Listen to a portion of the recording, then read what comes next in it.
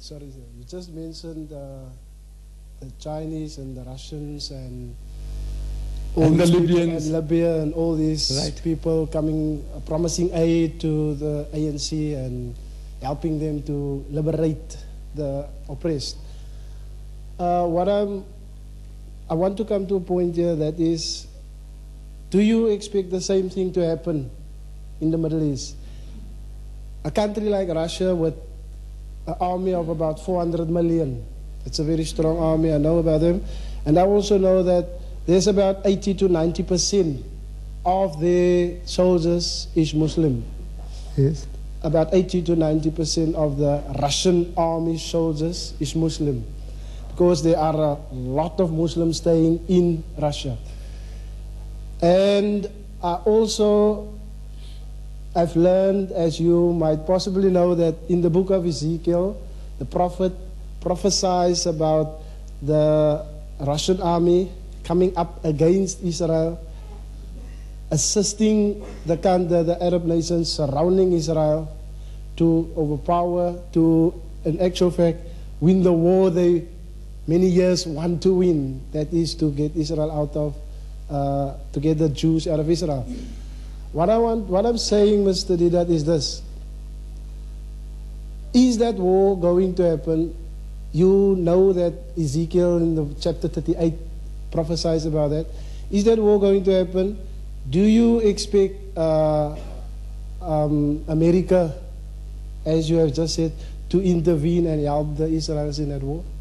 You see, my son, I don't live in false hopes, these prophecies. People have been waiting for Jesus Christ to come. Do you know that? For 2,000 years.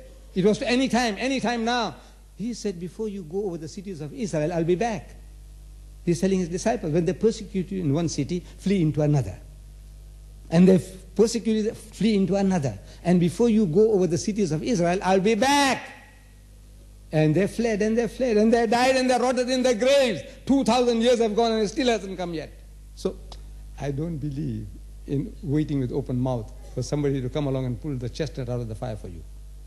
We have to learn to do it ourselves, to get the things ourselves. So, time will come, but we don't sit on prophecies. See, the Christian was waiting and still waiting, 2,000 years now, for Jesus Christ. He said, before you go over, I'll be back. So, same thing happened to the Jews in the book of Exodus. God speaks to them. He says, I declare to you this day that you shall surely perish. You shall not live long in the land which you are going over the Jordan to cross and to conquer. You will not live long in that land. That's your Bible. That's a prophecy. But I said, tell the Muslims, I said, no, don't wait on that. You have to learn to get the things that you want. You have to pay for it. You have to sweat for it. Don't wait for things to happen from heaven, because heaven doesn't work that way. It wants you to sweat, and God will give you the reward. Any other questions? This will be the last question. This will be the last question. Mr. Deedat, I've got a simple question for you.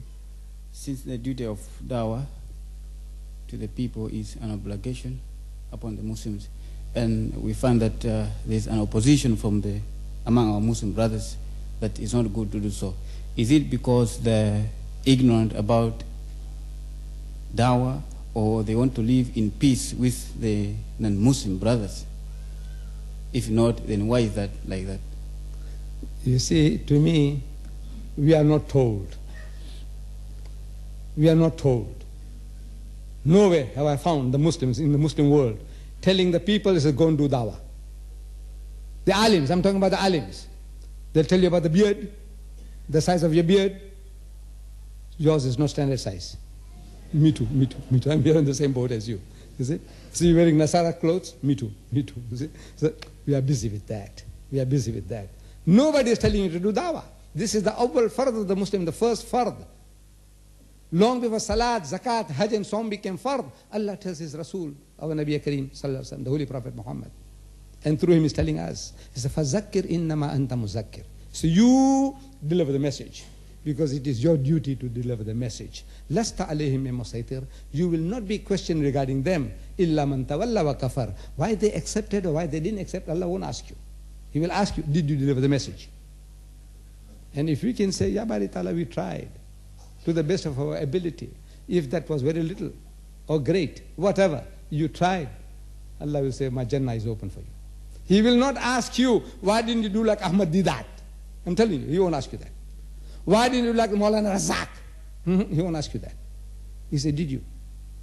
Say, yes, Ya Bari Ta'ala. What little I knew, I tried. It's good.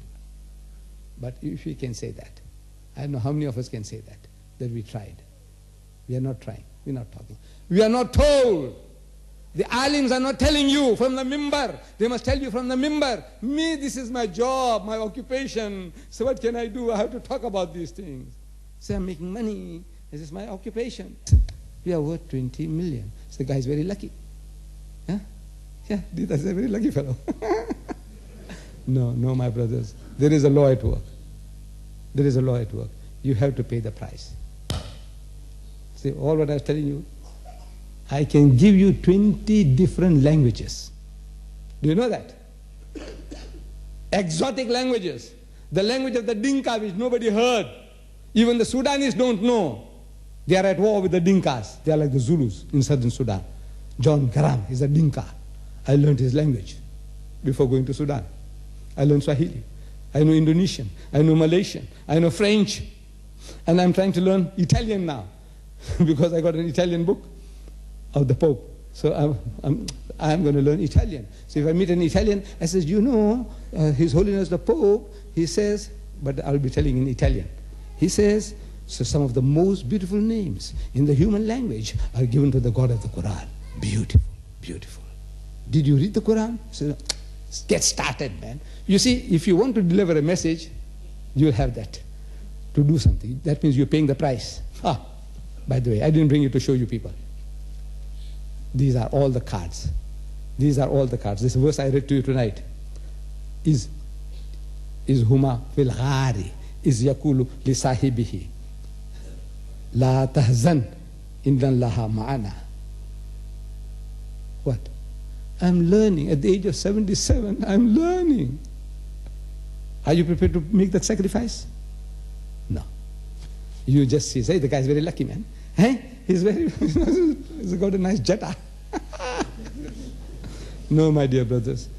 There is a price you have to pay. Anybody, everybody. There's nothing for nothing in life. You are a parasite if you expect things to happen to people throwing down manna and salwa from heaven. Allah doesn't do that. God doesn't do that. Those days are gone. You have to sweat for whatever you get. So, this, Jazakallah. Yes, Mr. Chairman. Well, ladies and gentlemen, that concludes the talk for the evening. I'd like to thank you for coming here this evening. More than that, I'd like to thank Mr. Ahmad Deedat for a very informative talk. And before we close this evening's proceedings, a dua would be read. Al-Fatiha. اللهم صل على سيدنا محمد وعلى آل سيدنا محمد وبارك وسلم. ربنا آتنا في الدنيا حسنة وفي الآخرة حسنة وقنا عذاب النار. ربنا لا تزغ قلوبنا بعد إذ هديتنا وهب لنا من لدنك رحمة إنك أنت الوهاب. اللهم إنك عفو كريم تحب العفو فاعف عنا يا كريم.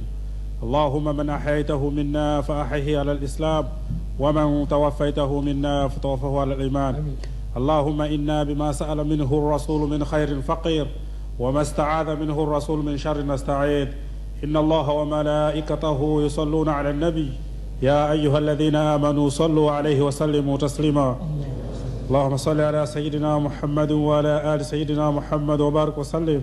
سبحان ربنا رب العزة عما يصفون وسلام على المرسلين والحمد لله رب العالمين.